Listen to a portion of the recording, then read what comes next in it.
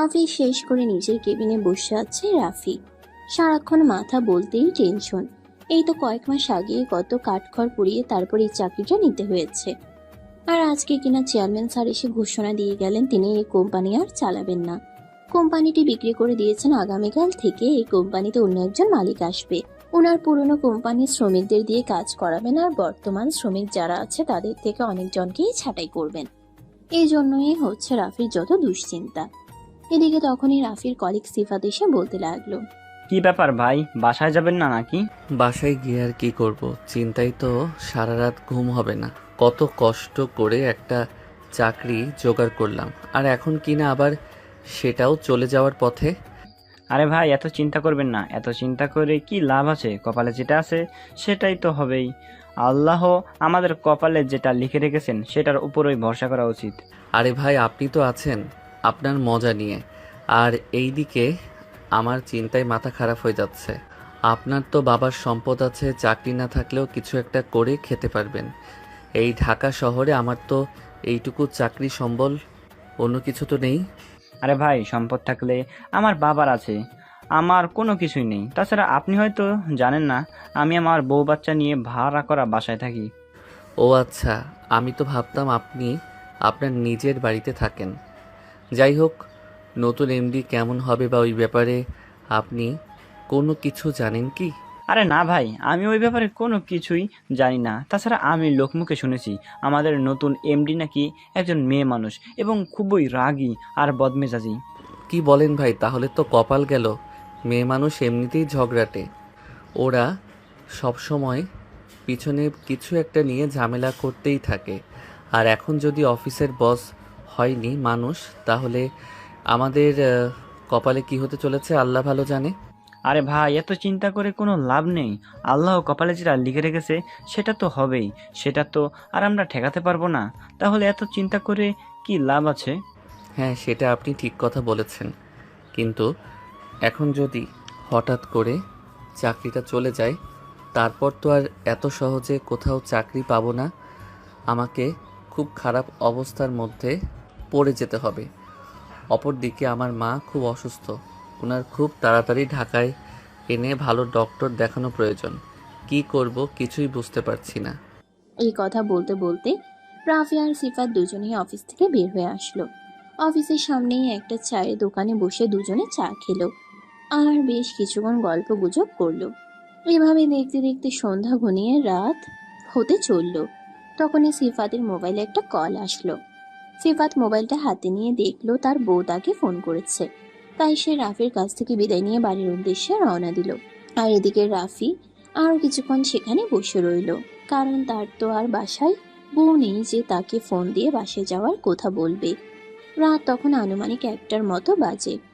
রাফি বাসায় চলে আসে, শার্ট প্যান্ট খুলে রেখে লুঙ্গি পরে নেয় আর তারপর নিজের জন্য খাবার তৈরি করতে থাকে। রান্না শেষ হতে হতে রাত 10টা বেজে যায় আর তারপর খাওয়া দাওয়া করে ঘুমিয়ে পড়ে। 15 দিন সকালে যথারীতি সকাল 6টায় ঘুম থেকে উঠে ফ্রেশ হয়ে নাস্তা রেডি করে খাওয়া দাওয়া করে। তারপর অফিসে যাওয়ার জন্য বের হয়। বাসা থেকে বের হয়ে কিছুটা পথ আসতেই আবারও কালকের মতো সিফাতের সঙ্গে দেখা হয়ে গেল। রাফিকে দেখা মাত্রই সিফাত বলতে লাগলো, কি ব্যাপার ভাই, এমনিতেও তো অন্যান্য দিন একটু লেট করে আসেন, তো আজ এত তাড়াতাড়ি? কি আর বলবো ভাই, সারা রাত চিন্তায় ঘুম হয়নি, তাই সকাল সকাল ঘুমটা ভেঙে গেল। আর যখন ঘুম ভেঙে গেছে তখন আর বিছানায় শুয়ে থেকে কি করব, রেডি হয়ে অফিসের দিকে পা বাড়ালাম। এভাবে গল্প করতে করতে দুজনে অফিসে চলে আসলো। অফিসটা আজ একটু অন্যরকম করে সাজানো হয়েছে। নতুন এমডি জয়েন করবে বলে কথা। অফিসের অনেক কিছুই মোটামুটি চেঞ্জ করা হয়েছে। মিটিং রুম পুরোটাই বেলুন আর ফুল দিয়ে সাজানো হয়েছে। অফিসের সমস্ত স্টাফরা অফিসের গেটের সামনে ফুলের তোড়া নিয়ে দাঁড়িয়ে আছে নতুন এমডিকে বরণ করার জন্য। সবারই একটাই উদ্দেশ্য, নতুন এমডির মন জয় করতে হবে, যাতে চাকরিচ্যুত না হতে হয়।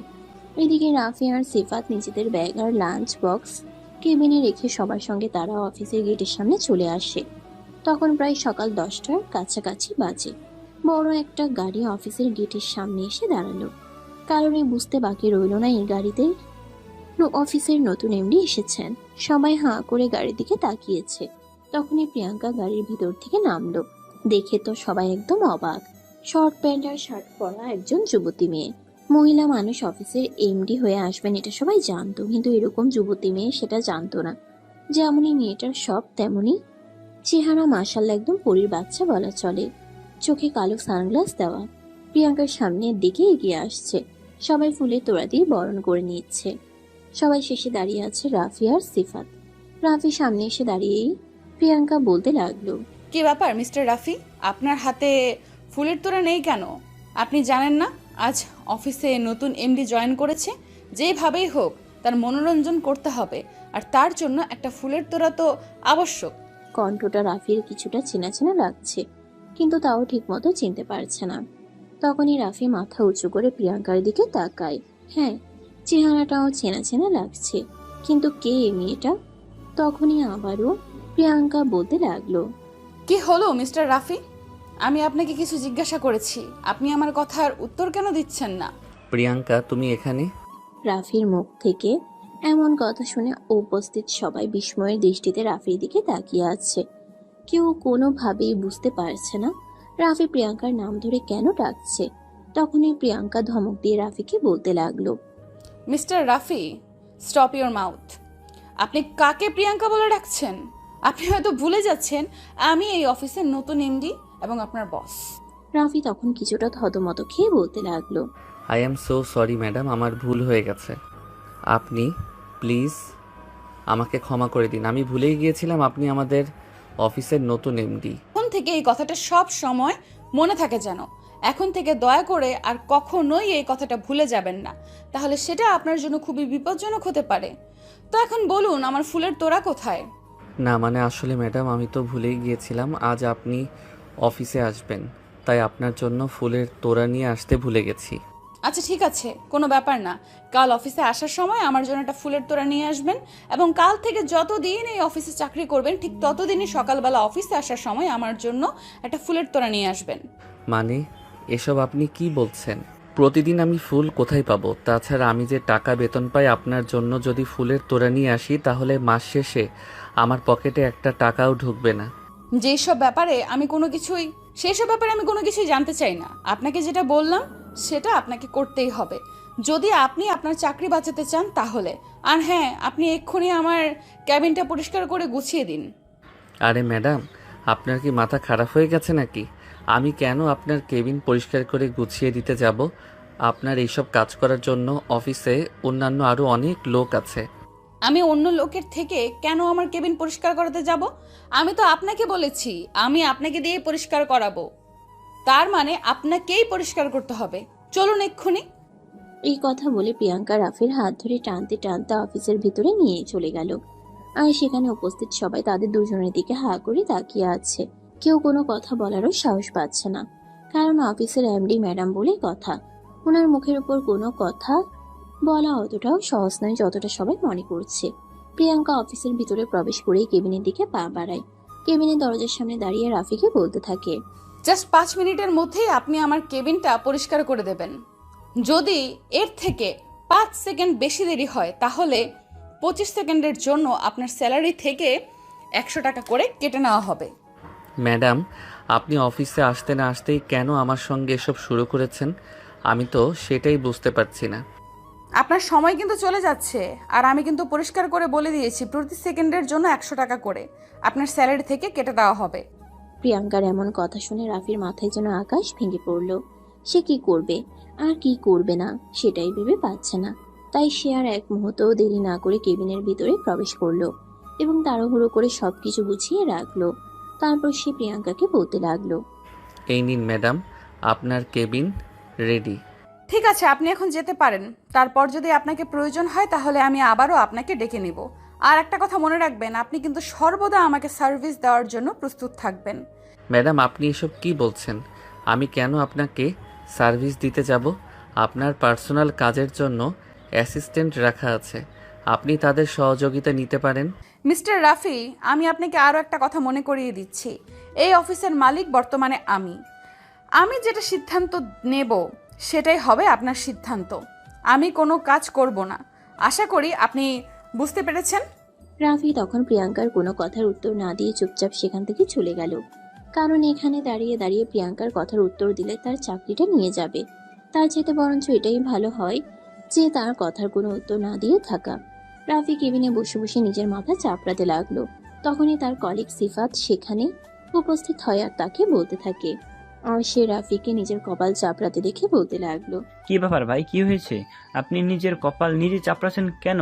কোনো সমস্যা নাকি? আরে ভাই, আপনি তো দেখছি মজা নিচ্ছেন। একটু আগেই তো দেখতে পেলেন অফিসের নতুন বস আমার সঙ্গে কি কাণ্ডটাই না করলো। আরে ভাই, আপনি যে কি বলেন না, সুন্দরী বস অফিসের কর্মচারীদের দিয়ে কাজ করাবে না তো কাকে দিয়ে করাবে? আমি তো মনে মনে ভাবছিলাম আমি আপনার থেকে দেখতে একটু বেশি হ্যান্ডসাম, তাই তিনি হয়তো আমাকে ডাক দিবেন। তো ভাই, আপনি এখনো যাচ্ছেন না কেন? এখনো এখানে বসে আছেন কেন? চলুন, আমি আপনাকে ম্যাডামের কাছে দিয়ে আসি। আরে ভাই, আপনি রেগে যাচ্ছেন কেন?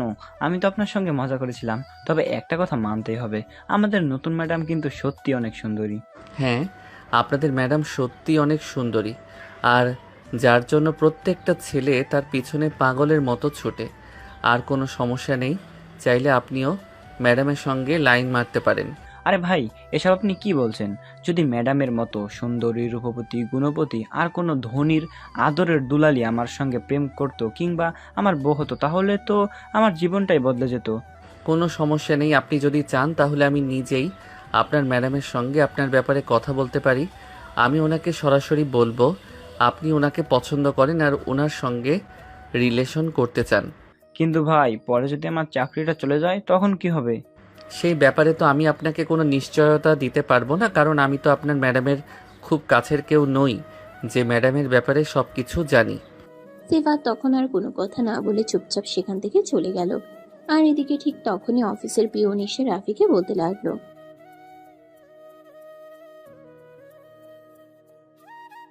এই তো 10 মিনিট হলো ওনার কেবিন থেকে এসেছি, এখন আবার কি হলো যে ওনার আবার আমাকে ডাকতে হলো?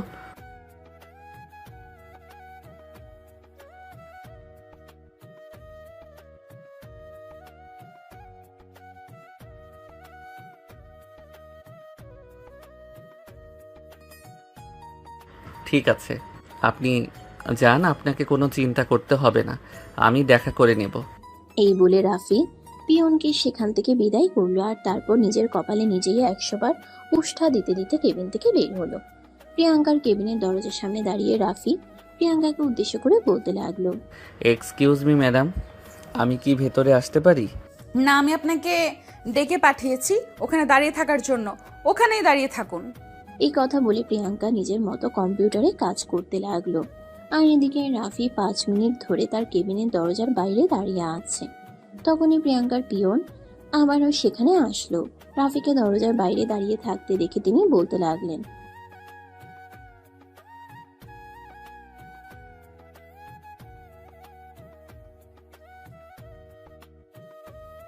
আমি তো ম্যাডামের সঙ্গে কথা বলার জন্যই এসেছিলাম, কিন্তু ম্যাডাম তো আমাকে বলল এখানে দাঁড়িয়ে থাকার জন্য, তাই তো আমি এখানে দাঁড়িয়ে আছি।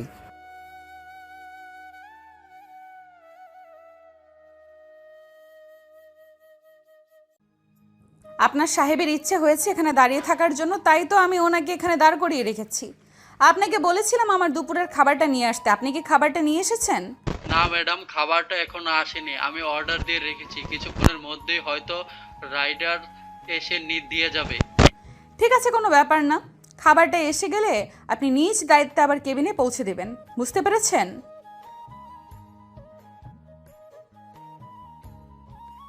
এই বলে পিয়ন সেখান থেকে চলে গেল। আর এদিকে রাফি তখনও সেখানেই দাঁড়িয়ে রইল। আর এদিকে প্রিয়াঙ্কা তার মতো করে কাজ করে চলেছে। প্রায় 20 মিনিট পর পিয়ন এসে খাবারের প্যাকেটটা প্রিয়াঙ্কার কেবিনে দিয়ে গেল। আর তারপর প্রিয়াঙ্কা পিয়নকে বলতে লাগলো, আমার কেবিনের দরজার সামনে যে একটা হাদারাম দাঁড়িয়ে আছে, ওটাকে কেবিনের ভেতর দিয়ে তারপর দরজাটা বাহির থেকে লক করে দেবেন। আর আমি যতক্ষণ পর্যন্ত কিছু না বলবো ততক্ষণ পর্যন্ত যেন আমার কেবিনের ভেতরে কেউ প্রবেশ না করে। তাহলে ম্যাডাম, রাফি সাহেব কেউ আমার সঙ্গে নিয়ে যায়, কারণ আপনি যে বলেছেন আপনার কেবিনে যেন অন্য কেউ প্রবেশ না করে। আপনি এত বেশি কথা বলেন কেন? আপনাকে আমি এত বেশি কথা বলতে কে বলেছে? আপনাকে শুধু আমি যেটা বলেছি সেটাই করুন। পিয়ন তখন প্রিয়াঙ্কার সঙ্গে আর কোনো কথা না বলে রাফিকে কেবিনের ভিতর দিয়ে দরজাটা বাইরের দিক থেকে লক করে সেখান থেকে চলে গেল। আর এদিকে তখনই রাফি প্রিয়াঙ্কাকে বলতে লাগলো, কি ব্যাপার? এসব কি হলো? আমি তো কিছুই বুঝতে পারছি না।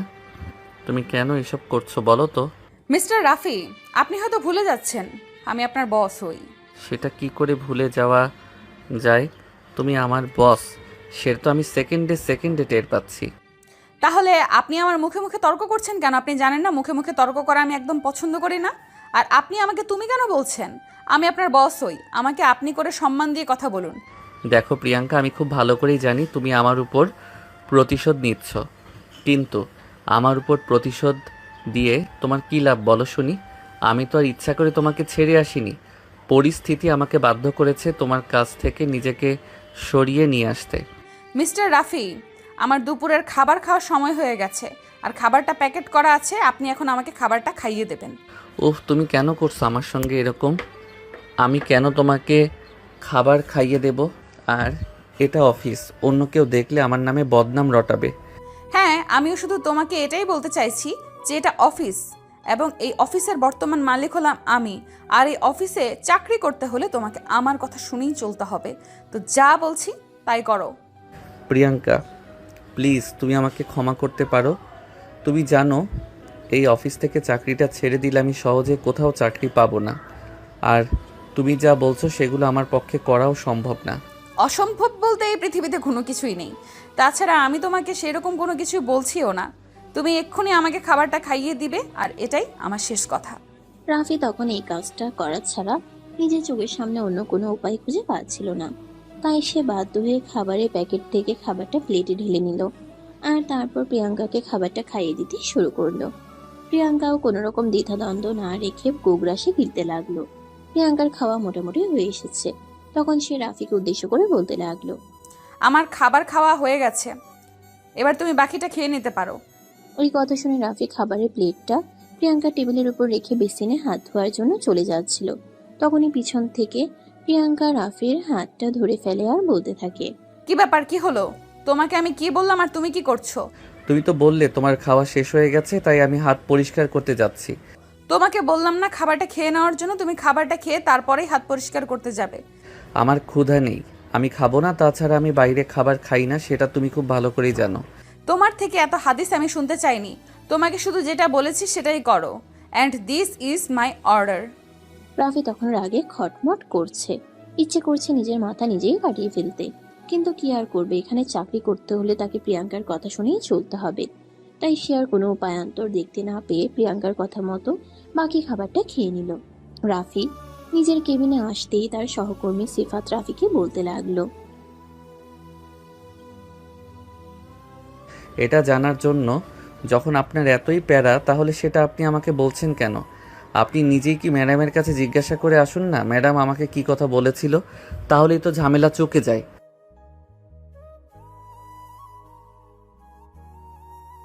আপনার চাকরি কেন যাবে? আমি যেটা করা উচিত আপনাকে তো সেটাই বললাম। আপনি যখন আমাকে জিজ্ঞাসা করছেন আমি এতক্ষণ ধরে ম্যাডামের কেবিনে কি করছিলাম, তাই তো আমি বললাম। আপনার নিজেরই ম্যাডামকে জিজ্ঞাসা করা উচিত, কারণ আমি বললে তো আপনার হয়তো বিশ্বাস নাও হতে পারে। এই বলে সিফাত সেখান থেকে চলে গেল। আর এদিকে রাফি নিজের কেবিনে বসে কাজ করতে লাগলো। তার ঠিক আধা ঘন্টা পরে আবার অফিসের পিয়ন এসে বলতে লাগলো, উফ আল্লাহ, তুমি আমাকে রক্ষা করো। এই ম্যাডাম অফিসে আসার পর থেকে আমার জীবনটাকে ঝালাপালা করে দিচ্ছে। আমি বুঝতে পারছি না কি করে এর থেকে আমার রেহাই মিলবে। আমাকে যে করেই হোক অন্য কোথাও চাকরির ব্যবস্থা করতে হবে। এখানে আর চাকরি করা যাবে না। এই মেয়ে আমার জীবনটাকে একদম তেনা তেনা করে ছেড়ে দেবে। এই কথা বলতে বলতে রাফি নিজের কেবিন থেকে বের হলো আর প্রিয়াঙ্কার কেবিনে চলে গেল। প্রিয়াঙ্কা তখন কম্পিউটারে কোনো কাজ করছিল। রাফি তার কেবিনে প্রবেশ করা মাত্রই প্রিয়াঙ্কা রাফিকে বলতে লাগলো, মিস্টার রাফি, এই অফিসের সমস্ত পুরনো ডকুমেন্টস আমার চাই। সময় মাত্র 1 ঘন্টা। আরে মাথা খারাপ নাকি? এই 1 ঘন্টার মধ্যে আমি সমস্ত ডকুমেন্ট কোথা থেকে হাজির করব সব কিছু খুঁজে পেতে হতো অন্তত 2-3 ঘন্টা সময় লাগবে। আমি কোনো এক্সকিউজ শুনতে চাই না। আমি যেটা চেয়েছি সেটাই চাই। Your time is starts now. Rafi প্রিয়াঙ্কার কথা শুনে সেখান থেকে সোজা অফিসের ম্যানেজারের সঙ্গে কথা বলতে চলে গেল। কারণ অফিসের ম্যানেজার পুরনো ডকুমেন্ট সম্পর্কে আইডিয়া রাখেন। সে অফিসের ম্যানেজারের সহযোগিতা নিয়ে প্রায় 1.5 ঘন্টার মাথায় অফিসের প্রয়োজনীয় পুরনো ফাইলগুলো নিয়ে প্রিয়াঙ্কার সামনে হাজির হয়। এদিকে প্রিয়াঙ্কা অগ্নিমূর্তি হয়ে বসে আছে, যেন চোখ দিয়ে রাফিকে গিলে খাওয়ার ক্ষমতা রাখে। রাফি প্রিয়াঙ্কার এরকম অগ্নিমূর্তি চেহারা দেখে ভয়ে ঢোক গিলতে লাগলো। কারণ সে খুব ভালো করেই জানে প্রিয়াঙ্কা খুব বেশি রেগে গেছে। সে ভাবতেই পারছে না তার সঙ্গে ঠিক কী হতে চলেছে। কারণ প্রিয়াঙ্কাকে সে আরো অনেক আগে থেকেই চিনে। প্রিয়াঙ্কা যখন খুব বেশি রেগে যায় তখনই এরকম অগ্নিমূর্তি চেহারা হয়। রাফি আস্তে আস্তে প্রিয়াঙ্কা টেবিলের উপর ফাইলগুলো রেখে বলতে লাগলো, ম্যাডাম, এই নিন আপনার প্রয়োজনীয় ফাইলগুলো, এখানে সব কটাই রয়েছে। এই বলে ফাইলগুলো রেখে চুপচাপ একপাশে দাঁড়িয়ে থাকে। তখনই প্রিয়াঙ্কা চিৎকার দিয়ে বলে ওঠে, কি ব্যাপার? আমি কি আপনাকে লেট করতে বলেছিলাম নাকি? আমি আপনাকে কতক্ষণ সময় দিয়েছিলাম আর আপনি কতক্ষণ সময় নিয়েছেন? না মানে ম্যাডাম, আমি আর ম্যানেজার সাহেব দুইজনেই খুঁজে পাচ্ছিলাম না সবগুলো ফাইল, তাই আসতে একটু লেট হলো। রাফির মুখ থেকে ম্যানেজারের কথা শুনে প্রিয়াঙ্কা আরো বেশি রেগে গেল আর চিৎকারে মাত্রা আরো বাড়িয়ে দিয়ে বলতে লাগলো, মিস্টার রাফি, আমি আপনাকে ফাইলগুলো খুঁজে আনতে বলেছিলাম, ম্যানেজারের সহযোগিতা নিয়ে নয়। কারণ আমি ম্যানেজারকে অন্য একটা কাজ দিয়েছিলাম আর তাকে সেটা করতে বলেছিলাম। এখন যদি ম্যানেজার তার কাজটা সময় মতো করতে না পারে, তার জন্য আপনাদের দুজনকেই আজ পানিশমেন্ট পেতে হবে। এই বলে প্রিয়াঙ্কা তখনই কেবিন থেকে বের হয়ে ম্যানেজারের কেবিনে চলে গেল আর ম্যানেজারকে বলতে লাগলো, কি ব্যাপার ম্যানেজার সাহেব, আপনাকে যে কাজটা করতে দিয়েছিলাম সেটা কি শেষ হয়েছে? না মানে আসলে ম্যাডাম, রাফি সাহেব তো আমাকে অফিসের পুরনো ফাইলগুলো খুঁজে দেওয়ার জন্য বলেছিলেন, তাই আমি ওনার সঙ্গে চলে গিয়েছিলাম। কাজটা এখনো শেষ হয়নি, আরও ঘন্টাখানেক সময় লাগবে। তখনই প্রিয়াঙ্কা চিৎকার দিয়ে অফিসার ম্যানেজারকে বলতে থাকে, আপনারা এই অফিসটাকে কি নিজের বাপদাদা সম্পত্তি বানিয়ে রেখেছেন নাকি? এই অফিসের মালিক আমি নাকি রাফি সাহেব, সেটা বলুন তো শুনি। প্রিয়াঙ্কার এরকম অগ্নিমূর্তি চেহারা দেখে ম্যানেজার সাহেব ভয় পেয়ে বলতে লাগলেন, না মানে আসলে ম্যাডাম, এই ফাইলগুলো আমার তত্ত্বাবধানেই থাকে। এগুলোতে আমি ছাড়া অন্য কারো হাত দেওয়ার কোনো অধিকার নেই, তাই আমি ফাইলগুলো নিজ দায়িত্বে রাফি সাহেবকে খুঁজে দিয়েছি। কিন্তু আমি আপনাকে এই কাজটা করতে বলিনি, তাই আপনাদের দুজনকে আজ এটার জন্য পানিশমেন্ট পেতে হবে। কারণ আপনাদেরকে দেখে অফিসের সকল কর্মচারীরাই বুঝে যাবে যে আমার পারমিশন এবং আমার অর্ডার ছাড়া এই অফিসে কোনো কিছুই হবে না। কিন্তু ম্যাডাম প্লিজ, আপনি আমার কথাটা শুনুন। কথাটা আমি পরে শুনবো। আগে এই সমস্ত ফাইল আপনাদের দুজনকে চেক করতে হবে এবং ফাইলে যতগুলো গরমিল আছে সব নোটিশ করে আমায় দিতে হবে। যদি একটাও কোনো ভুল তথ্য আপনারা গুলিয়ে ফেলেন, তার জন্য আপনাদেরকে কি করতে হবে সে ব্যাপারে আপনাদের কোনো আইডিয়া নেই। আর হ্যাঁ, এই সব কিছুর জন্য আপনারা সময় পাবেন আজ বিকেল 5টা পর্যন্ত, মানে অফিস টাইম পর্যন্ত। যদি আপনারা এই অফিস টাইমের মধ্যে নিজেদের কাজ সম্পন্ন করতে না পারেন, তাহলে আজ সারা রাত আপনাদেরকে অফিসের ভেতরেই থাকতে হবে এবং এই কাজ কমপ্লিট করতে হবে। ম্যাডাম আপনি দয়া করে আমাদের সঙ্গে এরকমটা করবেন না। রাফি সাহেবের সঙ্গে কি হবে সেটা তো আমি বলতে পারি না, কিন্তু ম্যাডাম আমি যদি অফিস টাইমে 10 মিনিট পরেও বাসায় প্রবেশ করি, তাহলে আমার বউ আমাকে বাসায় ঢুকতে দেবে না। আপনাদের মতো ছেলেদের বাসায় ঢুকতে না যাওয়াটাই উচিত। তাই আমি যেটা বলেছি আপনাদের দুজনকে সেটাই করতে হবে। আমি আপনাদের থেকে অন্য কোনো কথা শুনবো না।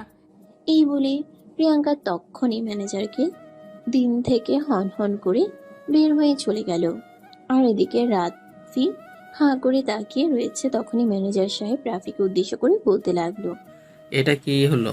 আরে ভাই, আপনি আমাকে কেন জিজ্ঞাসা করছেন?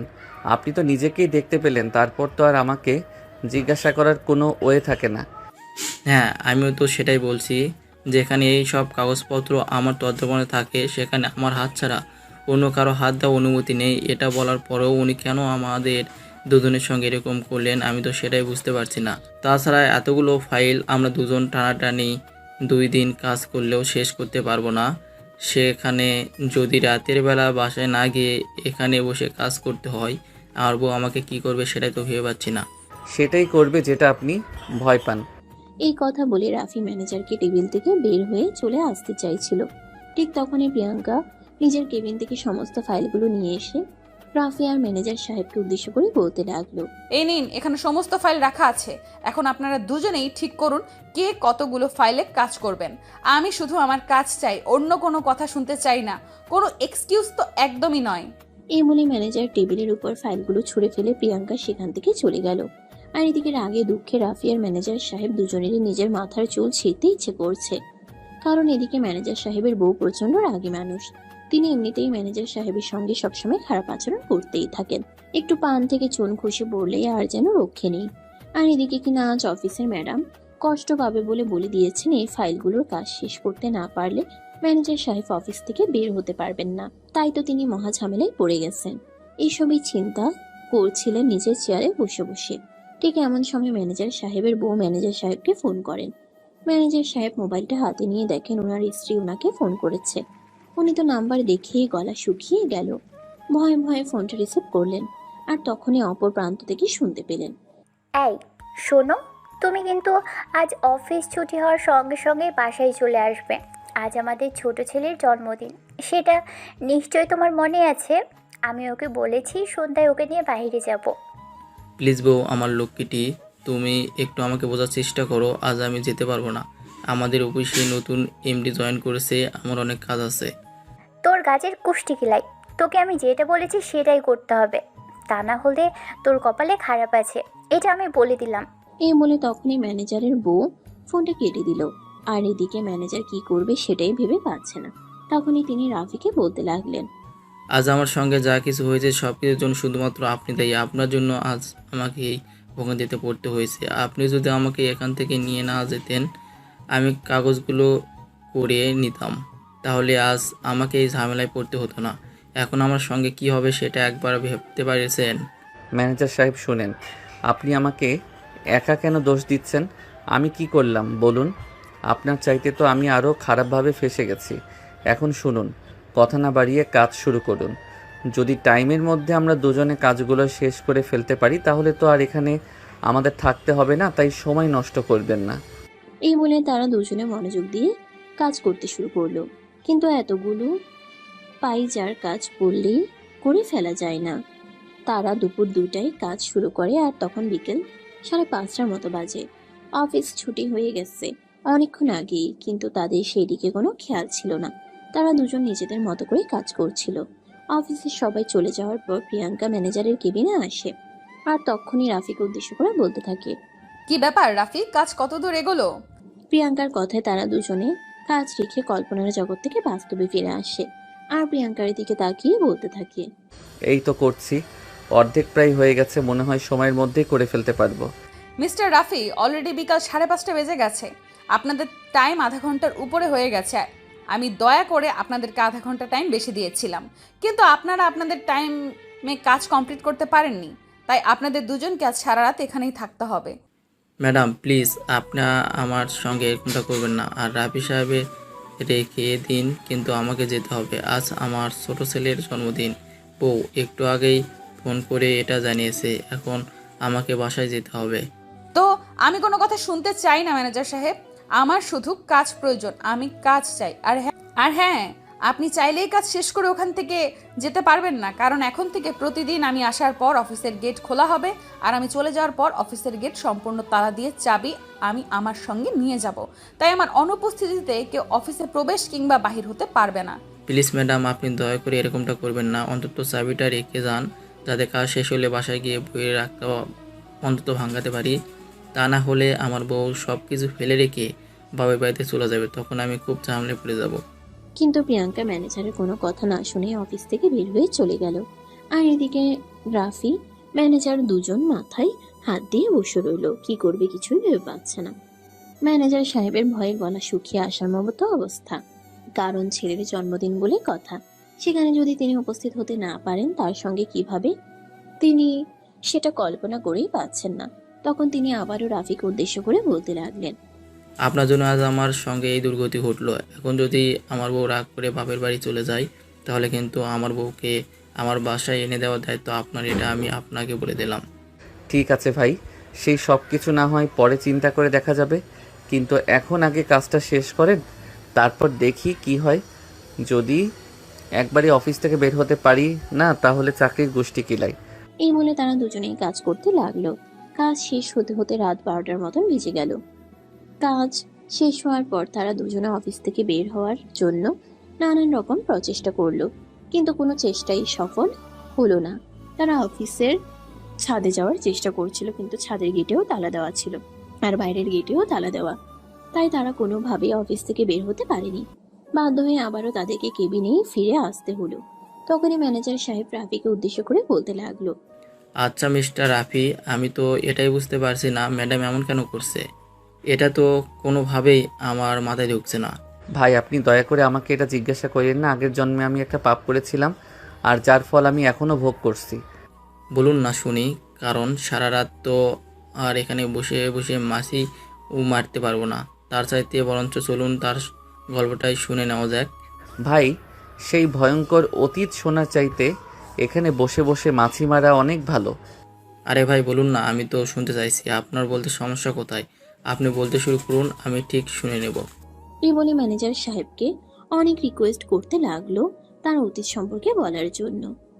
কেন নতুন এমডি ম্যাডাম রাফির সঙ্গে এত বাজে বিহেভিয়ার করছে। তখন রাফি আর কোনো উপায়ান্তর দেখতে না পেয়ে ম্যানেজার সাহেবের সঙ্গে নিজের অতীত শেয়ার করতে শুরু করলেন। ঠিক আছে, তাহলে শুনুন, আমি বলছি। আজ থেকে 5 বছর আগের কথা, যখন আমি অনার্স প্রথম বর্ষে ভর্তি হই, তখনই প্রিয়াঙ্কা মানে আমাদের অফিসের নতুন সঙ্গে আমার পরিচয় হয়। আমরা দুজনে ক্লাসমেট ছিলাম। আমি কোনো একটা কারণে ক্লাস শুরু হওয়ার ঠিক 1 মাস পরে ক্লাসে জয়েন করি। রাফি যেদিন প্রথম ভার্সিটিতে আসে সেদিন প্রিয়াঙ্কা আর তার কিছু বন্ধুরা মিলে ক্যাম্পাসে বসেছিল। রাফি ক্যাম্পাসের গেট দিয়ে ভিতরে প্রবেশ করতে যাবে, ঠিক তখনই প্রিয়াঙ্কা রাফিকে দেখে নেয়। রাফিকে দেখেই তার সঙ্গে তার একটু মজা করতে ইচ্ছে হলো। আর তারপর কি হলো ভিউয়ার্স, চলুন সেটা গল্পেই জেনে নেওয়া যাক। এই হিরো, একবার একটু এইদিকে আয় তো, আমি তোর সঙ্গে একটু কথা বলতে চাই। রাফি তখন প্রিয়াঙ্কার দিকে একবার তাকালো আর তারপর একবার চারপাশে ভালো করে চোখ বুলিয়ে নিল। চারপাশে সে ছাড়া অন্য কোনো ছেলে মানুষকে দেখতে পেল না।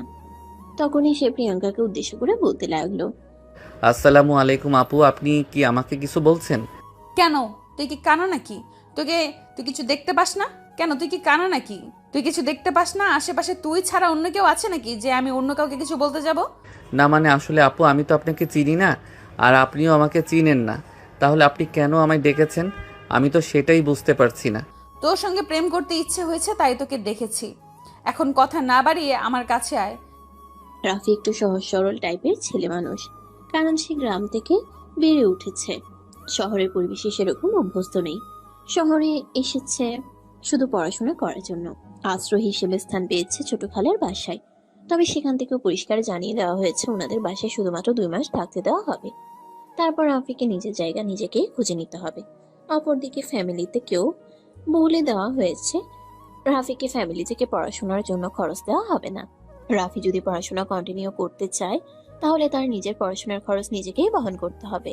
রাফিও তার ফ্যামিলিকে জানিয়ে দিয়েছে পড়াশোনার খরচ প্রয়োজন হলে নিজেই বহন করবে, কিন্তু পড়াশোনা ছাড়বে না। কারণ তার ছোটবেলা থেকেই স্বপ্ন ছিল পড়াশোনা করবে, ভালো কিছু একটা করবে, কিন্তু সেটা কি আর, সেটা নিয়ে তার কোনো নিশ্চয়তা ছিল না। রাফি তখন প্রিয়াঙ্কার কথা শুনে প্রিয়াঙ্কার দিকে এগিয়ে গেল। আর তখনই প্রিয়াঙ্কা বসা থেকে উঠে দাঁড়িয়ে রাফির কাঁধে হাত রেখে বলতে লাগলো, কি রে মামা, ভার্সিটিতে নতুন এসেছিস নাকি? হ্যাঁ মানে আপু, আমি আজকে ভার্সিটিতে প্রথম দিন এসেছি। ও আচ্ছা, কোন ডিপার্টমেন্ট? ইংলিশ। কিন্তু তোকে দেখে যে লেভেলের খ্যাত মনে হচ্ছে, আমার তো মনে হয় না তুই বাংলা ডিপার্টমেন্টেও পড়ার যোগ্যতা রাখিস। দেখুন আপু, আপনাকে আমি চিনিও না জানিও না, আর আজকে আপনার সঙ্গে আমার প্রথম দেখা হয়েছে। আর একটা কথা হয়তো আপনি খুব ভালো করেই জানেন, এটা শহরের একটা নামি দামি ভার্সিটি। এখানে আমার শিক্ষাগত যোগ্যতা না থাকলে এমনি এমনি আমাকে ভর্তি করা হয়নি। হ্যাঁ সেটা তো আমি জানি, কিন্তু তোকে দেখে কেন যেন আমার খটকা লাগছে। আমার মনে হয় অন্য কোনো ব্যাপার আছে। ও তাই নাকি? তাহলে মনে করেন প্রিন্সিপালের মেয়ের সঙ্গে আমার রিলেশন চলছে। ওরে বাবা, তুই তো দেখছি দারুণ কথা বলতে জানিস।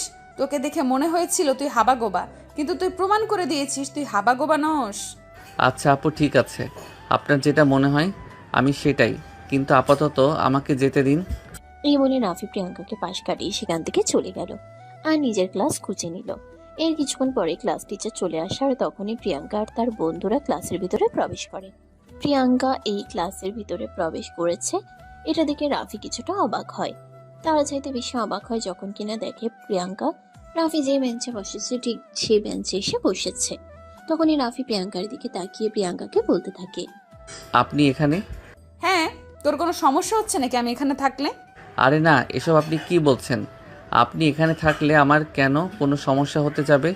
আমি এখানে পড়াশোনা করতে এসেছি, কারো সমস্যা খুঁজতে নয়। তাহলে চুপচাপ বসে থাকার আর একটা কথা তোকে বলে দিচ্ছি, আজ তুই প্রথম এসেছিস তাই তোকে কিছু বললাম না, কিন্তু কাল থেকে আমি যে ব্রাঞ্চে বসবো সেখানে ভুল করেও বসার চেষ্টা করবি না। কিন্তু কেন? দেখ, আমি এত কৈফিয়ত দিতে বাধ্য নই। তোকে যেটা বলেছি তুই শুধু সেটাই করবি, কোনো কৈফিয়ত আমার কাছে চাইবি না। কিন্তু ভার্সিটিতে প্রত্যেকটা স্টুডেন্টের এসব কিছুর ওপর সমান অধিকার রয়েছে, তাই আপনি আমার সঙ্গে এরকমটা করতে পারেন না। আমি কি করতে পারি আর কি করতে পারি না সেসব ব্যাপারে তোর বিন্দুমাত্র ধারণা নেই, আরও ধারণা করার চেষ্টাও করিস না। তুই শুধু এখানে বসবি না, এটাই তোকে বলে দিলাম। আচ্ছা ঠিক আছে, আমি চেষ্টা করব, কিন্তু কতটুকু পারবো সেটা বলতে পারছি না। এখন ক্লাসে মনোযোগ দিন, টিচার ক্লাস করাচ্ছে। এই বলে রাফি আর কোনো কথা না বলে ক্লাসে মনোযোগ দিল। আর প্রিয়াঙ্কাও তখন রাফির সঙ্গে কোনো কথা বলল না। একে একে সবগুলো ক্লাস শেষ হয়ে গেল। রাফি ভার্সিটি শেষ করে বাসায় চলে আসলো। বাসায় আসতে না আসতেই তার খালা তাকে বলতে লাগলো, ওই কিরে হারামজাদা, এতক্ষণে তোর আসার সময় হলো? ভার্সিটি তো ছুটি হয়েছে সেই দুপুর 2টায়, আর এখন বিকেল 3টা বাজে। এতক্ষণ তুই কোথায় ছিলি? তুই জানিস না বাসায় এসে তোকে কত কাজ করতে হবে? খালা, আসলে আজকে ভার্সিটির প্রথম দিন, তাই সবার সঙ্গে একটু পরিচিত হতে গিয়ে দেরি হয়ে গেল। কাল থেকে আর এমন হবে না, তুমি একটু বসো, মাথা গরম করো না, আমি সব কাজ মুহূর্তের মধ্যেই করে দিচ্ছি। হ্যাঁ ভিউয়ার্স, আপনারা একদম ঠিকই শুনেছেন। রাফি তার খালার বাসায় থাকে, বিনিময়ে তার খালার বাসার সমস্ত কাজ তাকে করতে হয়। রান্না বান্না, কাপড় ধোয়া থেকে শুরু করে সবকিছু। রাফিও সবকিছু হাসি মুখে মেনে নিয়েছে, কারণ ঢাকা শহরের মতো একটা জায়গায় তাকে কোনো টাকা পয়সা ছাড়াই থাকতে দিচ্ছে, খেতে দিচ্ছে, এটাই তো অনেক। সেখানে এটুকু কাজ করতেই পারে। রাফি তার খালাকে এই কথাটা বলে রুমে গিয়ে তার বইপত্রগুলো রেখে কাপড় চোপড় চেঞ্জ করে সঙ্গে সঙ্গে কিচেনে চলে গেল আর সবার জন্য তাড়াহুড়ো করে দুপুরে খাবার তৈরি করলো। আর এদিকে তখনই তার খালা চিৎকার করতে করতে বলতে লাগলো, কি রে, এখনো তোর রান্না হয়নি? আর কতক্ষণ বসে থাকতে হবে? এই তো হয়ে গেছে, আর 2 মিনিট। তোমরা সবাই টেবিলে বসো, আমি খাবার নিয়ে আসছি। এই বলে রাফি তাড়াহুড়ো করে সবকিছু গুছিয়ে এনে খাবার টেবিলে রাখলো। তখন বিকেল 4টা বেজে গেছে। বাড়ির সবার মেজাজ তুঙ্গে তুলে রাফিকে কথা শোনাচ্ছে। দুপুরে খাবার খেতে হচ্ছে বিকেল 3টায়, সেজন্য। কিন্তু রাফি তাদের সেসব কোনো কথাই কানে তুলল না, কারণ তার কাছে এসব কথা কানে তোলা অনর্থক মনে হচ্ছিল। রাফি তাদের কোনো কথা নিজের গায়ে লাগালো না, তাদেরকে খাবার পরিবেশন করলো এবং তাদের খাওয়া শেষ হলে সবকিছু গুছিয়ে রেখে তারপর নিজের খাবারটা খেয়ে নিল। রাফি সবকিছু গুছিয়ে রেখে নিজের রুমে আসে একটু বিশ্রাম নেওয়ার জন্য। তখনই তার খালা এসে তাকে বলতে থাকে, ওই নবাবজাদা শুয়ে আছিস কেন? রাতে বাসায় মেহমান আসবে, ওদের জন্য রান্না করতে হবে। ঠিক আছে খালা, তুমি কোনো চিন্তা করো না, আমি সময় মতো সব কিছু করে রাখবো। এখন একটু বিশ্রাম নেই। আসলে ভার্সিটি থেকে এসে তো বিশ্রাম নেওয়ার জন্য একটু সময় পাইনি। দেখ, তুই কি করবি না করবি সেটা এখন তোর ব্যক্তিগত ব্যাপার, কিন্তু আমার মেহমান যদি আজ সময় মতো খাবার না পায় তাহলে তোর সঙ্গে কি হবে সেটা তুই কিন্তু কল্পনাও করতে পারবি না। এই বলে তার খালা সেখান থেকে চলে গেল। এদিকে রাফি কিছুক্ষণ সময় বিশ্রাম নিল আর তারপরে কিচেনে চলে গেল, কারণ এই বাড়িতে মেহমান আসা মানে বিশাল ব্যাপার। অনেক রকম রান্না বান্না আর মিষ্টি বানাতে হবে। আর আপনারা হয়তো একটু অবাক হচ্ছেন, তাই না? কিন্তু অবাক হওয়ার কিছু নেই। রাফি ছোটবেলা থেকেই সব কাজ করতে পারে, রান্না বান্না থেকে শুরু করে সবকিছু, তাই তার সব রকম কাজ করতে কোনো সমস্যা হয় না। অপরদিকে প্রিয়াঙ্কা ভার্সিটি ছুটি হওয়ার পর প্রতিদিনই বন্ধুদেরকে নিয়ে ভাইদের ঘুরতে এবং খাওয়া দাওয়া করতে চলে যায়, কারণ সে কোটিপতি বাবার একমাত্র আদরের কন্যা। বাবার অর্থ সম্পদ কোনো কিছুরই অভাব নেই, তাই সে বিলাসবহুল জীবনযাপন করে। প্রিয়াঙ্কা বন্ধুদের নিয়ে ঘোরাঘুরি, আড্ডা আর মদ মাস্তি করে রাত 8টার পর বাড়িতে ফিরে। যদিও তার আম্মু এটা নিয়ে অনেকবার তাকে কথা বলেছে, কিন্তু সেসব নিয়ে সে কোনো চিন্তাই করে না। তার কথা একটাই, জীবন তো একটাই, এনজয় করো। আজকেও প্রতিদিনের মতো মদ খেয়ে মাতাল হয়ে বাড়িতে ফিরে এসেছে। প্রিয়াঙ্কার ড্রাইভার গাড়ি থেকে নামিয়ে নিজের রুম পর্যন্ত কোনোভাবে পৌঁছে দিল। তারপরে আর কোনো হুঁশ নেই। তার আম্মু এসে তাকে বকাবকি করতে লাগলো। এসব কি হচ্ছে সেটাই তো বুঝতে পারছি না। প্রিয়াঙ্কা, তুই দিন দিন এতটা নিচে নেমে যাচ্ছিস, এখন কিনা ড্রিঙ্কস করে মাতাল হয়ে বাসায় ফিরিস। দেখো আম্মু, আমাকে একটু শান্তি মতো ঘুমাতে দাও, এত ক্যাচাল করো না তো।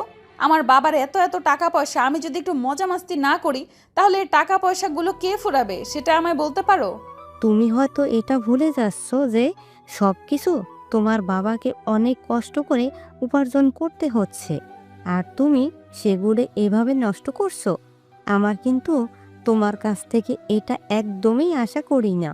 তুমি ভালো হও আর ভালো হয়ে যাও। কিন্তু এইসব কথা প্রিয়াঙ্কার কান পর্যন্ত পৌঁছালো না। তার আম্মু বেশ কিছুক্ষণ ক্যাচাল করে তারপর সেখান থেকে চলে গেল। অপরদিকে রাফি রাত 8টা পর্যন্ত কিচেনে কাজ করলো। বাড়ির মেহমান সহ সবার জন্য রান্না বান্না করলো। সবকিছু টেবিলে গুছিয়ে রেখে নিজের রুমে এসে পড়তে বসলো। ক্লান্ত শরীর যেন আর চলতে চাইছে না, কারণ একা একা সবকিছু করেছে, তাকে সাহায্য করার মতন কেউ ছিল না। সে যখন এই বাড়িতে এসেছে তার আগে এই বাড়িতে একজন কাজের মেয়ে ছিল, কিন্তু যেদিন থেকে সে এসেছে সেদিন থেকে কাজের মেয়েকে কাজ থেকে ছাড়িয়ে দেওয়া হয়েছে। কারণ এই বাড়িতে একজন মানুষ শুধু শুধু কোনো পরিশ্রম ছাড়াই থেকে যাবে সেটার কারণে পছন্দ নয়। সেজন্য রাফিকে এই কাজের লোকের জায়গাটা দিয়ে দেওয়া হয়েছে। তাছাড়া তাকে থাকার জন্য দেওয়া হয়েছে কাজের লোকের জন্য বরাদ্দকৃত রুমটা। রাফি তাতে কোনো আপত্তি নেই, থাকতে পারলেই হলো। রাত গিয়ে দিন পেরোতে পারলেই হলো। রাত তখন 9টার কাছাকাছি বাজে। রাফি পড়ার বয়ে মুখ গুজেছিল, তখনই আবারও তার খালার গলার আওয়াজ শোনা যায়। কিরে নবাবের পুত, তুই এখানে এসে নবাবি করছিস? ওদিকে মেহমানরা খাবার টেবিলে বসে আছে, খাবার সার্ভ করবে কে? আমি তো সব কিছুই গুছিয়ে রেখে এসেছি। তো কি মহাভারত অশুদ্ধ হয়ে গেছে নাকি? যা আগে সবাইকে খাবার, তারপর সবার খাওয়া দাওয়া শেষ হলে সব কিছু গুছিয়ে রেখে তারপরে এসে তোর যা ইচ্ছে তাই করিস। এই বলে তার খালা তাকে ধমকাতে শুরু করলো। তখন সে আর কোনো উপায়ান্তর না পেয়ে বইগুলো উছিয়ে রেখে তার খালার পিছন পিছন ডাইনিং রুমে চলে গেল। মেহমান এসেছে প্রায় 15 জনের মতো। রাফি নিজের হাতে সবাইকে খাবার সার্ভ করলো। সবার খাওয়া দাওয়া শেষ হলে মেহমানরা চলে গেল, আর তখনই বাড়ির সবাই এসে ডাইনিং টেবিলে খেতে বসলো।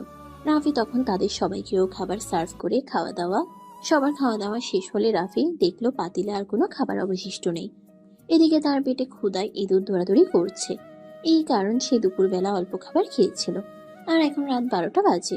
কিন্তু এই বাড়িতে আলাদা করে তার জন্য খাবার রান্না করারও কোনো অনুমতি নেই। তাই সে কোনো কথা না বলে চুপচাপ রুমের ভিতরে চলে গেল। বাড়ি থেকে আসার সময় তার মা তাকে কিছু বাতাসা দিয়ে দিয়েছিল। সেখান থেকে 2টো বাতাসা খেয়ে 1 গ্লাস পানি খেয়ে ঘুমিয়ে পড়লো। পরের দিন সকালবেলা ঘুম থেকে উঠে আমারও সবার জন্য রান্না বান্না করে তারপর সে ভার্সিটিতে চলে আসলো। আর আজকেও ভার্সিটিতে ঢোকার সময় প্রিয়াঙ্কা ক্যাম্পাসের মধ্যে তাকে ডেকে নিল আর বলতে লাগলো, এ মামা শোন, তোকে কালকে কি বলেছিলাম মনে আছে তো? হ্যাঁ, মনে থাকবে না কেন? অবশ্যই মনে আছে। আপনি বলেছিলেন যেন আমি ফার্স্ট ব্রাঞ্চে না বসি। তবে ম্যাডাম, আমি আপনাকে আবারও মনে করিয়ে দিচ্ছি, ভার্সিটি আপনার বাপদাদার সম্পত্তি নয় যেটা আপনি আপনার ইচ্ছা মতো ব্যবহার করতে পারেন। এটা সরকারি সম্পত্তি, সাধারণ জনগণ নিজের ইচ্ছা মতো ব্যবহার করতে পারে। এই বলে প্রিয়াঙ্কার পাশ কাটিয়ে রাফি সেখান থেকে চলে যাচ্ছিল। আর তখনই প্রিয়াঙ্কা পিছন থেকে রাফির হাতটা ধরে ফেলে আর রাফিকে ঘুরিয়ে নিয়ে তার গালে ঠাস করে একটা চড় বসিয়ে দিয়ে বলতে থাকে, তোর সাহস দেখে আমি অবাক না হয়ে পারছি না। তুই চিনিস আমি কে? জানিস আদৌ আমার ব্যাপারে কিছু? আজব তো, আমি আপনার ব্যাপারে জানতে যাব কেন? আর আপনি আমার গায়ে হাত তুলেছেন কেন? আমি কি সেরকম ভুল কিছু বলেছি নাকি? তুই ঠিক কিছুই বলিসনি, যা বলেছিস সম্পূর্ণই ভুল। তুই আমার ব্যাপারে জেনে শুনে তারপর এই ভার্সিটিতে আসা উচিত ছিল। আমি বুঝলাম না, আপনি কি বাংলাদেশের প্রেসিডেন্টের মেয়ে নাকি? কথাটা শুনেই প্রিয়াঙ্কা আরো বেশি ক্ষেপে গেল। তখনই রাফি শার্টের কলার চেপে ধরলো আর তার বন্ধুদের উদ্দেশ্য করে বলতে লাগলো, কিরে, তোর আবার এখানে চুপচাপ দাঁড়িয়ে আছিস কেন? মালটাকে বুঝিয়ে দিচ্ছিস না কেন আমার পরিচয় কি আর কে আমি? ওই শোন, এই শহরের নামকরা শিল্পপতি রায়হান চৌধুরীর একমাত্র কন্যা প্রিয়াঙ্কা। শহরের সবাই তাকে এক নামে চিনে। তার সাথে কথা বললে চিন্তা ভাবনা করে বলবি। ও আচ্ছা, তাই নাকি? ঠিক আছে ম্যাডাম, তাহলে আজ থেকে আপনি আপনার কপালে একটা সাইনবোর্ড টানিয়ে রাখবেন, যেখানে লেখা থাকবে আপনি শহরের নামকরা ব্যবসায়ী রায়হান চৌধুরী একমাত্র কন্যা। আপনাকে যেন সবাই সম্মান দিয়ে কথা বলে। এই কথা বলে রাফি সেখান থেকে চলে গেল। আর এদিকে প্রিয়াঙ্কা রাফির এসব কথা শুনে রাগে ফুসফুস করতে লাগলো। তখনই প্রিয়াঙ্কার বন্ধুরা তার পাশে এসে দাঁড়ালো আর বলতে লাগলো, দেখ দোস্ত, ছেলেটা কিন্তু রীতিমতো তোকে অপমান করে গেল। এই ছেলেটাকে কিন্তু এভাবে ছেড়ে দিলে চলবে না। এর প্রতিশোধ তোকে নিতেই হবে। তোকে অপমান করা মানে আমাদেরকে সবাইকে অপমান করা। হ্যাঁ দোস্ত, তোরা একদমই ঠিক কথাই বলেছিস। এই ছেলেটাকে এইভাবে ছেড়ে দিলে চলবে না, এর একটা ব্যবস্থা করতেই হবে। কিন্তু কিভাবে কি করব সেটাই তো ভেবে পাচ্ছি না। তোরা প্লিজ আমাকে একটা আইডিয়া দে। দাঁড়া, আমাদেরকে একটু ঠান্ডা মাথায় চিন্তাভাবনা করতে দে। ঠান্ডা মাথায় চিন্তাভাবনা করে তারপর তোকে বলছি এই মালটাকে কিভাবে সাহায্য করা যায়। এই কথা বলে তারা সবাই মিলে বেশ কিছুক্ষণ চিন্তা ভাবনা করলো। আর তারপর প্রিয়াঙ্কাকে বলতে লাগলো, দোস্ত, সেরকম কিছু করা না গেলেও একটা কাজ করাই যেতে পারে। তুই তো দেখতে যথেষ্ট সুন্দরী আছিস, ছেলেটার সঙ্গে একবার একটু প্রেমের অভিনয় কর। আরে হারামজাদার দল, তোদের কি মাথা খারাপ হয়ে গেছে নাকি? আমি করব প্রেমের অভিনয়? এটা আমার পক্ষে সম্ভব না। তোরা অন্য কিছু বল। আরে দোস্ত, প্রেম করতে তোর সমস্যা কি? তোকে তো আর বিয়ে করতে বলা হচ্ছে না। কয়েকটা দিন প্রেমের অভিনয় কর, তারপর যখন ছেলেটা তোর প্রেমে হাবুডুবু খাবে তখন ছ্যাঁকা দিয়ে ব্যাকা বানিয়ে দিবি, তাহলেই তো তোর প্রতিশোধ নেওয়া হয়ে যাবে। এটা কিন্তু তোরা মন্দ বলিসনি, এটা করা যেতেই পারে। তাহলে সাপও মরবে আর লাঠিও ভাঙবে না। হ্যাঁ দোস্ত, তাহলে ওই কথাই রইল। তুই এখন থেকে ছেলেটার সঙ্গে ভালো আচরণ করবে, আর যেভাবে হোক ওই ছেলেটাকে তোকে প্রেমের ফাঁদে ফেলতে হবে। তোরা একদম চিন্তা করিস না। তোরা আমাকে কয়েকটা দিন সময় দে, তারপর দেখ আমি এই মালটাকে কিভাবে সাহেস্তা করি। এই বলে প্রিয়াঙ্কা আর তার বন্ধুরাও ক্লাসরুমে চলে এলো। প্রিয়াঙ্কা ক্লাসে এসেই দেখতে পেল রাফি আজকেও প্রিয়াঙ্কার বেঞ্চেই বসেছে। প্রিয়াঙ্কা যেহেতু তার পরিকল্পনা অনুযায়ী এগোতে চাইছে, তাই সে আর কোনো কথা রাফিকে বলল না, চুপচাপ পাশেই বসে পড়ল। আর এদিকে তখনই টিচার ক্লাসে চলে আসে আর ক্লাস করাতে শুরু করে। তবে আজ প্রিয়াঙ্কার আচরণ দেখে রাফি অনেকটাই আশ্চর্য হয়, কারণ প্রিয়াঙ্কা আজ ক্লাসে এসে সেরকম কোনো রিয়াকশন দেখালো না, চুপচাপ ক্লাস করতে শুরু করলো। এই বিষয়টা রাফিকে একটু ভাবিয়ে তুললো, কিন্তু তারপরও রাফি এই বিষয়টাকে সেরকম কোনো পাত্তা না দিয়ে ক্লাসে মনোযোগী হয়। তারপর দেখতে দেখতে আরো বেশ কিছুদিন সময় কেটে গেল। ইতিমধ্যে প্রিয়াঙ্কা আর রাফির সঙ্গে খারাপ আচরণ করে না, যথেষ্ট বন্ধুত্বসুলভ আচরণ করে। এই তো সেদিনের ঘটনা। রাফি হঠাৎ অসুস্থ হয়ে পড়ে, কোনো কারণে ক্লাসে যেতে পারছিল না। 3 দিন পার হয়ে যায়, প্রিয়াঙ্কা বিভিন্নভাবে রাফির সঙ্গে যোগাযোগ করার চেষ্টা করে, কিন্তু আর পেরে ওঠে না। তখনই হঠাৎ করেই প্রিয়াঙ্কা প্রিন্সিপালের স্যারের কাছে চলে যায় আর রাফির বাসার ঠিকানা নেয়। আর তারপর সেখান থেকে সোজা রাফির বাসায়। রাফি প্রিয়াঙ্কাকে দেখে অনেকটাই অবাক হয়। কী ব্যাপার প্রিয়াঙ্কা, তুমি এখানে?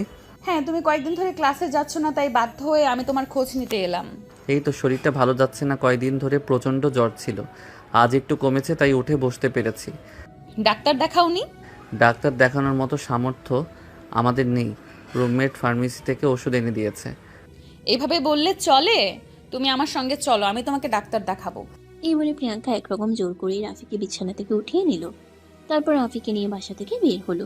প্রিয়াঙ্কা নিজের গাড়ি নিয়ে এসেছিল, সেটাতে করেই রাফিকে নিয়ে হসপিটালে চলে গেল।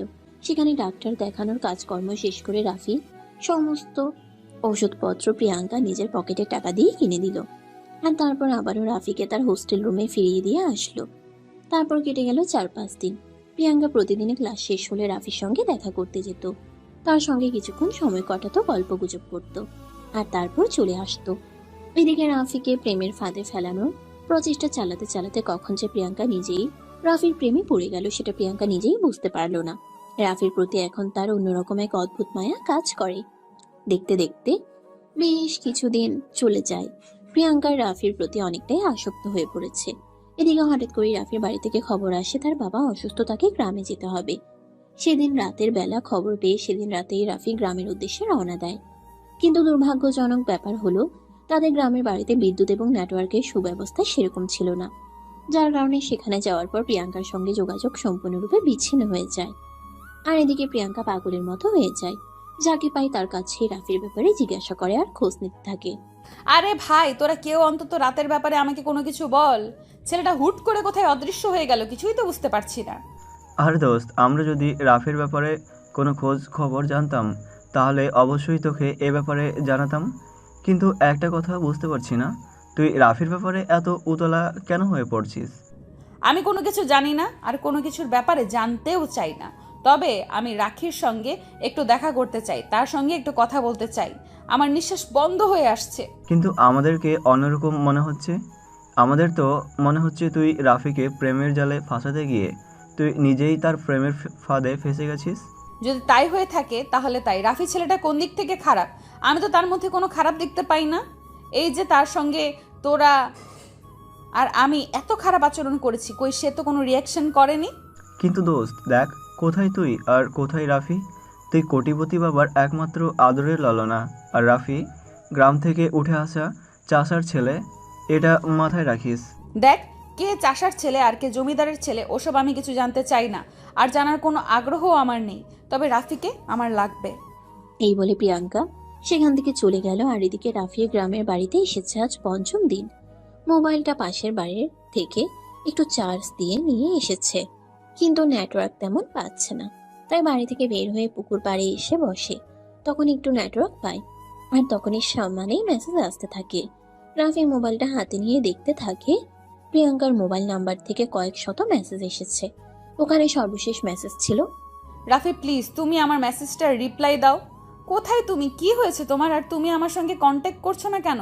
আমি তোমার সঙ্গে কথা না বলে থাকতে পারছি না, আমার নিঃশ্বাস বন্ধ হয়ে আসছে। প্লিজ একটা বার আমার সঙ্গে কন্ট্যাক্ট করো। রাফি ওই মেসেজটা পড়ছিল, ঠিক এমন সময় আবার ওই নাম্বার থেকে ফোন আসলো। রাফি ফোনটা রিসিভ করতেই অপর প্রান্ত থেকে কান্না ভেজা কণ্ঠ শুনতে পেল। কোথায় তুমি? আমাকে ফেলে এভাবে চলে গেছো কোথায়? তুমি জানো না তোমার সঙ্গে কথা না বলে আমি থাকতে পারি না? তুমি কেন এতদিন ফোনটা অফ করে রেখেছো বলো আমাকে। প্লিজ প্রিয়াঙ্কা, তুমি তোমার মাথাটা ঠান্ডা করো আর আমার কথা একটু বোঝার চেষ্টা করো। আমি তোমার কোনো কথা শুনবো না, আর কোনো কথা বোঝার চেষ্টা করব না। সেটাই আমাকে বলো, আমি শুনছি। তুমি জানো আমি তোমাকে পাগলের মতো সারা শহরে তন্ন তন্ন করে খুঁজেছি। তোমার বাসায় আমি কয়েকবার গিয়েছি, কিন্তু কেউ কোনো কিছুই বলতে পারেনি। ভার্সিটির কেউ তোমার ব্যাপারে কোনো কিছুই বলতে পারে না। কেন তুমি এইভাবে হুট করে হারিয়ে গেছো বলো আমাকে।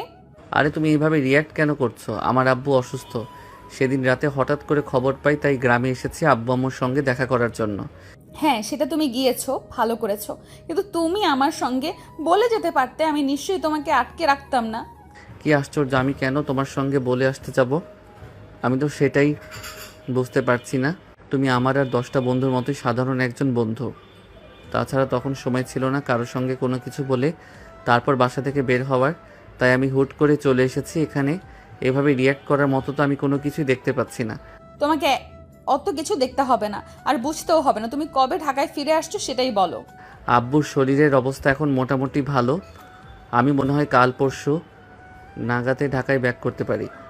এটা বলতে না বলতে আবারও নেটওয়ার্ক চলে গেল, আর ফোনটাও কেটে গেল। রাফি অনেক চেষ্টা করেও আর প্রিয়াঙ্কার সঙ্গে কন্ট্যাক্ট করতে পারলো না। অবশেষে 2 দিন পর রাফি ঢাকার উদ্দেশ্যে রওনা দেয়। আজ 10 দিন পর রাফি ভার্সিটি এসেছে। প্রিয়াঙ্কা ভার্সিটিতে এসেই রাফিকে দেখা মাত্র বড় ক্যাম্পাসের সমস্ত স্টুডেন্টের সামনে রাফিকে গিয়ে জড়িয়ে ধরে। প্রিয়াঙ্কার এমন কর্মকাণ্ড দেখে রাফি সহ ভার্সিটির সমস্ত স্টুডেন্ট হতভম্ব হয়ে তাদের দুজনের দিকে তাকিয়ে থাকে। তখন রাফি প্রিয়াঙ্কাকে নিজের থেকে ছাড়ানোর চেষ্টা করতে থাকে আর বলতে থাকে, প্রিয়াঙ্কা কি হচ্ছে এসব? তুমি আমাকে এভাবে জড়িয়ে ধরেছো কেন? আমি তোমাকে কেন জড়িয়ে ধরেছি এটা তুমি বুঝতে পারছো না, নাকি বুঝতে চাইছো না? কোনটা সেটাই বলো। তুমি আমাকে জড়িয়ে ধরবে সেরকম কোনো কারণ তো আমি দেখতে পাচ্ছি না। তুমি আমাকে ছাড়াও ভার্সিটির সমস্ত স্টুডেন্ট আমাদের দুজনের দিকে হা করে তাকিয়ে আছে। তো কি হয়েছে? আমি আমার ভালোবাসার মানুষটাকে জড়িয়ে ধরেছি, এখানে অন্যায় কিছু করছি না যেটা দেখে আর 5 জন সমালোচনা করতে পারে। মানে কি এসবের? তোমার কি মাথা খারাপ হয়ে গেছে নাকি? তুমি জানো তুমি কি বলছো? হ্যাঁ, আমি খুব ভালো করেই জানি আমি কি বলছি। আমি তোমাকে শুধু এটাই বলছি যে আমি তোমাকে ভালোবাসি, আর আমি আমার ভালোবাসার মানুষটাকেই জড়িয়ে ধরেছি। এখানে বোঝার না বোঝার কোনো কিছুই নেই। এই বলে প্রিয়াঙ্কা আবারও রাফিকে শক্ত করে জড়িয়ে ধরে। তখন রাফি আর নিজের রাগ কন্ট্রোল করতে না পেরে প্রিয়াঙ্কাকে নিজের থেকে ছাড়িয়ে নিয়ে ঠাস করে প্রিয়াঙ্কার গালে 2-4 চড় বসিয়ে দিয়ে বলতে থাকে, চুপ করো বেয়াদব মেয়ে, তোমার লজ্জা করে না একটা মেয়ে হয়ে একটা ছেলেকে সব কথা বলতে? না, আমার লজ্জা করে না, কারণ আমি তোমাকে ভালোবাসি। আর কাউকে ভালোবাসলে লজ্জার কারণে তাকে হারিয়ে ফেললে এটা ব্যর্থতা, কিন্তু আমারই হবে। চুপ করো তুমি, আর এসব ওগান্ডার কথাবার্তা বন্ধ করো। আমি কোনো উগান্ডার মার্কা কথাবার্তা বলছি না, যা সত্য তাই বলছি। আমি শুধু তোমাকে ভালোবেসে ফেলেছি, আমি সত্যি তোমাকে ভালোবেসে ফেলেছি রাফি। আমি তোমার সঙ্গে আমার বাকি জীবনটা কাটাতে চাই। অসম্ভব, এটা যে কোনোভাবেই সম্ভব নয়, সেটা তুমিও খুব ভালোভাবে জানো। আর তোমাকে আমি রিকোয়েস্ট করে বলছি, আজকের পর থেকে আমার সঙ্গে কথা বলা তো দূরের, তার আমার থেকে মিনিমাম দূরত্বটুকু বজায় রেখে চলবে, তাহলে আমি খুশি হব। এই বলে রাফি প্রিয়াঙ্কাকে নিজের থেকে দূরে সরিয়ে দিয়ে সেখান থেকে চলে যায় আর প্রিন্সিপালের সঙ্গে কি যেন কথা বলে। তারপর থেকে রাফি আর কখনোই ভার্সিটিতে আসে না, শুধু এক্সামের টাইমে ভার্সিটিতে এসে এক্সাম দিয়ে তারপরেই চলে যায়। তখনও প্রিয়াঙ্কা রাফির সাথে কথা বলার অনেক চেষ্টা করত, কিন্তু রাফি প্রিয়াঙ্কাকে সেরকম কোনো সুযোগ দিত না। রাফি কোথায় থাকতো না থাকতো, কি করতো না করতো, সে ব্যাপারে সে কারোর সঙ্গে কোনো কিছু শেয়ার করতো না। তাই প্রিয়াঙ্কা রাফির ব্যাপারে কোনো কিছুই জানতে পারতো না। এভাবেই তাদের ভার্সিটি লাইফ শেষ হয়। তারপর কে কথায় চলে গেছে কেউ কোনো কিছু জানতো না। আজ দীর্ঘ 3 বছর পর আবারও তাদের দুজনে দেখা হয়। তারপর তাদের দুজনের মধ্যে কি হয়েছে সেটা তো আপনারা নিজেদের চোখেই দেখতে পেয়েছেন। তো ভিউয়ার্স, চলুন এখন বর্তমানে কি হচ্ছে এবং কি হতে চলেছে সেটাই আপনাদেরকে দেখাই। পরের দিন সকালবেলা রাফি অফিসে এসেছে, ঠিক তখনই প্রিয়াঙ্কা রাফিকে নিজের কেবিনে ডেকে নেয় আর তারপর বলতে থাকে, আমাকে আগামী সপ্তাহে এক মিটিংয়ের জন্য দেশের বাইরে যেতে হবে এবং আমি সিদ্ধান্ত নিয়েছি তুমি আমার সঙ্গে যাবে। তোমার পাসপোর্ট, ভিসা সবকিছু রেডি করা আছে। কিন্তু আমি কেন তোমার সঙ্গে যাব? তোমার এসব কাজে সহযোগিতা করার জন্য তোমার পার্সোনাল অ্যাসিস্ট্যান্ট আছে, তুমি তাকে নিয়ে যেতে পারো। কিন্তু এসবের মধ্যে আমাকে কেন টানছো? তুমি বারে বারে আমার সঙ্গে তর্ক কেন করো? আমি তো সেটাই বুঝতে পারছি না, এই অফিসের বস আমি নাকি তুমি, সেটা বলো শুনি। অবশ্যই এই অফিসের বস তুমি। অফিসের সমস্ত সিদ্ধান্ত তোমার নিয়মেই চলবে, কিন্তু তারপরেও তুমি বোঝার চেষ্টা করো, যেখানে তোমার পার্সোনাল অ্যাসিস্ট্যান্ট আছে সেখানে আমি কেন তোমার সঙ্গে যাব? তুমি এই জন্যই আমার সঙ্গে যাবে কারণ আমি চাই তুমি আমার সঙ্গে যাও, ব্যাস এইটুকুই, আর কোনো কথা শুনতে চাই না।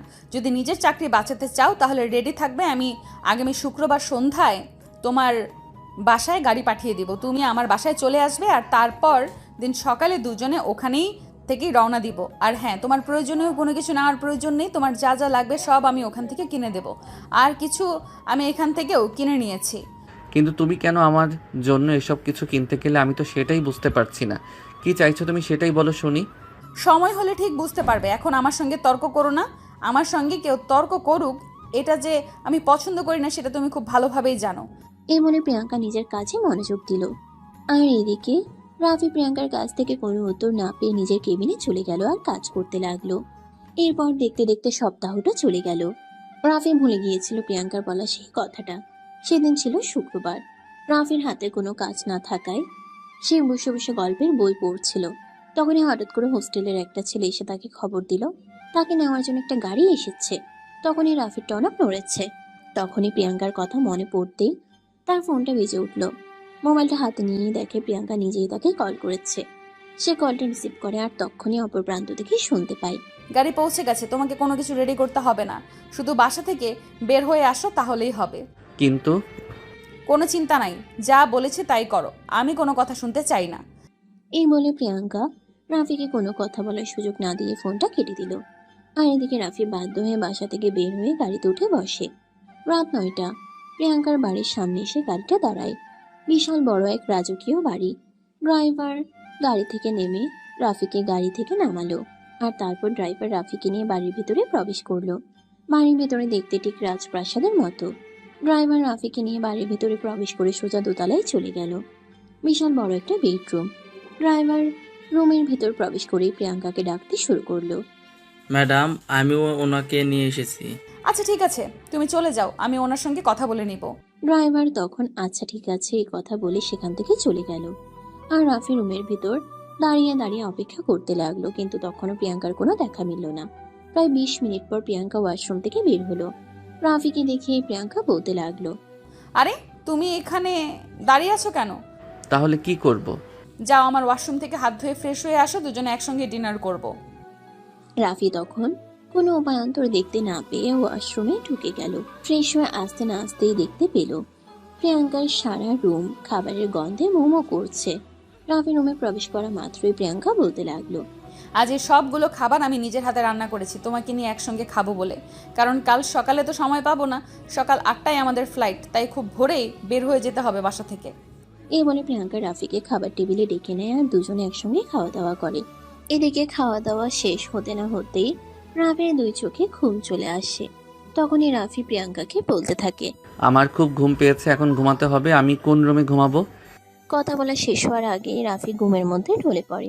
আসলে প্রিয়াঙ্কা রাফিকে খাবারের মধ্যে ঘুমের ওষুধ মিশিয়ে খাইয়ে দিয়েছে। রাতে রাফির চোখে ঘুম চলে আসছে। এই প্রিয়াঙ্কা রাফিকে বিছানায় নিয়ে শুয়ে দিল। প্রিয়াঙ্কা রাফিকে বিছানায় শুয়ে দিয়ে নিজেও বিছানায় শুলে আসে। আর তারপর কি হলো সে ঘটনা না হয়ে আপনাদের অজান্তেই থাকলো। সকালবেলা যখন ঘুম ভাঙলো তখন রাফি দেখতে পেল প্রিয়াঙ্কা তাকে জড়িয়ে ধরে শুয়ে আছে, আর শরীরে একটা সুতো পর্যন্ত নেই। রাফি বিছানা থেকে চিৎকার দিয়ে ওঠার চেষ্টা করে, কিন্তু পরক্ষণেই প্রিয়াঙ্কা তার ঠোঁট দুটো নিজের দখলে নিয়ে নেয়। রাফি কোনো রকমে ধাক্কা দিয়ে প্রিয়াঙ্কাকে নিজের উপর থেকে সরায়, আর তারপর বলতে থাকে, এসব কি হচ্ছে আমি তো কিছুই বুঝতে পারছি না। আমার শরীরের কাপড় কোথায় গেল? যেখানে যাওয়ার সেখানেই চলে গেছে। কেন, তোমার তো সমস্যা কেন হচ্ছে? মানে তুমি কি করেছো আমার সঙ্গে? 6 বছর আগে যেটা করতে চেয়েছিলাম এখন সেটাই করছি। এখন তো তুমি আমাকে বিয়ে করতে বাধ্য, তাই না? মানে এসব করছে তোমার একটু লজ্জা করলো না? না, কোনো লজ্জা করেনি। আর লজ্জা করবে কেন? কারণ আমি তোমাকে ভালোবাসি, আর ভালোবাসার মানুষকে পাওয়ার জন্য এতটুকু নির্লজ্জ তো হওয়াই যায়। ছি ছি, আমার ভাবতে লজ্জা লাগছে। তুমি এতটা নিচে নামতে পারো? লোকজন জানতে পারলে এখন কি করবে? রাফির মুখ থেকে এই কথা শুনে প্রিয়াঙ্কা বলতে থাকে, বলবো তুমি আমার জামাই। আমি তোমাকে বিয়ে করলাম কখন? কোনো প্রমাণ আছে তোমার কাছে? তুমি আমাকে বিয়ে করেছো সেটার কোনো প্রমাণ না থাকলেও তুমি আমার সঙ্গে বাসর করেছো সেটার প্রমাণ আমার কাছে আছে। রাতে তোমার সঙ্গে যা যা হয়েছে আমি সব কিছু ভিডিও করে রেখেছি। আশা করি এই সব কিছু যথেষ্ট। মানে তুমি তো আমাকে এত সহজে বিয়ে করতে রাজি হতে না, তাই আমি এসব কিছু করতে বাধ্য হয়েছি। তাই বলে? হ্যাঁ, তাই বলে আমি এতটাই নিচে নেমেছি। এখন আমাকে তোমার বিয়ে করতেই হবে। সব কিছু কমপ্লিট করা আছে। বিকেলে শুধু উকিল সাহেব আসবেন, তাহলেই রেজিস্ট্রিটা হয়ে যাবে। এই বলে প্রিয়াঙ্কা বিছানা থেকে নেমে ওয়াশরুমে চলে গেল। আর এদিকে রাফি বিছানার উপর বসে বসে নিজের কপালে নিজেই চাপড়াতে লাগলো। কেন যে প্রিয়াঙ্কার কথা শুনে এখানে আসতে গিয়েছিল সেটাই ভাবতে লাগলো, আর নিজেই নিজেকে 100 বার গালি দিতে লাগলো। কিন্তু এখন আর কি হবে, কিছুই তো করার নেই, সবকিছু হাতের বাইরে। রাফি সারাদিন একা একা বসে বসে কাটিয়ে দিল। বিকাল হতে না হতেই উকিল সাহেব চলে আসলেন, আর সমস্ত লেখাপড়ার কাজ শেষ হতেই প্রিয়াঙ্কা রাফিকে সাইন করতে বলে। রাফি সাইন করতে চাইছিল না, তখনই প্রিয়াঙ্কা রাফিকে বলতে থাকে, তুমি যদি এখন রেজিস্ট্রির পেপারে সাইন না করো তাহলে কিন্তু আমি তোমার এই ভিডিও সোশ্যাল মিডিয়ায় ছেড়ে দেব। তুই সত্যি পাগল হয়ে গেছো, তোমাকে বলার কিছু নেই। আমি তোমার জন্য পাগল হয়ে গেছি। এখন চুপচাপ রেজিস্ট্রি পেপারে সাইন করে দাও। রাফি তখন বাধ্য হয়ে রেজিস্ট্রি পেপারে সাইন করে দেয়। আর সেদিনই রাতের বেলা আবারও প্রিয়াঙ্কার রুমটা কাঁচা ফুল দিয়ে সুন্দর করে সাজানো হলো। রাত 11টা বাজে। খাওয়া দাওয়া এবং সমস্ত কাজ শেষ করে প্রিয়াঙ্কার রুমে এসেছে রাফি। সেখানেই বসেছিল। আজ প্রিয়াঙ্কা কিন্তু গতকালকের মতো নেই। আজ সে সুন্দর একটা বেনারসি পরেছে আর মাথায় ঘোমটা। রুমে এসে দরজাটা লাগিয়ে দিয়ে রাফির সামনে গিয়ে দাঁড়ালো। তখনই রাফি উঠে দাঁড়িয়ে প্রিয়াঙ্কাকে বলতে লাগলো, কেন করলে তুমি আমার সঙ্গে এরকম? কি ক্ষতি করেছিলাম আমি তোমার? 5 বছর আগেই তুমি আমার মনটা চুরি করে নিয়েছিলে। তখন যদি তুমি আমার প্রস্তাব মেনে নিতে তাহলে হয়তো আজ তোমাকে আমার এভাবে পেতে হতো না। এখন কি চাও? আর 5টা মেয়ে বিয়ের পর যা চায় আমিও তোমার কাছে ঠিক তাই তাই চাই। এখন চলো। এই বলে প্রিয়াঙ্কা রাফিকে টান দিয়ে নিজের কাছে টেনে নেয়, আর রাফির কপালে আলতো করে ভালোবাসার স্পর্শ এঁকে দেয়। রাফির এসব কিছুই ভালো লাগছিল না, তার কাছে সবকিছুই বিরক্তকর মনে হচ্ছিল। তাই সে নিজেকে সরিয়ে নিতে চাইছিল, কিন্তু প্রিয়াঙ্কা তাকে সেটা করতে দিল না, আর নিজের আরো কাছে টেনে নিল। হাজার হোক মেয়ে মানুষের স্পর্শ বলে কথা, কতক্ষণ আর নিজেকে দূরে সরিয়ে রাখা যায়। প্রিয়াঙ্কা যখন নিজের থেকেই রাফির কাছেই নিজেকে সমর্পণ করে দিয়েছিল, রাফি তখন আর নিজেকে ধরে রাখতে পারেনি। সেও প্রিয়াঙ্কার মধ্যে হারিয়ে যায়, আর দুজনের ভালোবাসার মহাসমুদ্রে ডুব দেয়। সুপ্রিয় ভিউয়ার্স, আমাদের আজকের গল্পটা এই পর্যন্তই ছিল। গল্পটা আপনাদের কাছে কেমন লেগেছে ছোট্ট একটা কমেন্টে জানাবেন। গল্পটি ভালো লাগলে লাইক, কমেন্ট অ্যান্ড শেয়ার করে আমাদের পাশেই থাকবেন। ধন্যবাদ সবাইকে।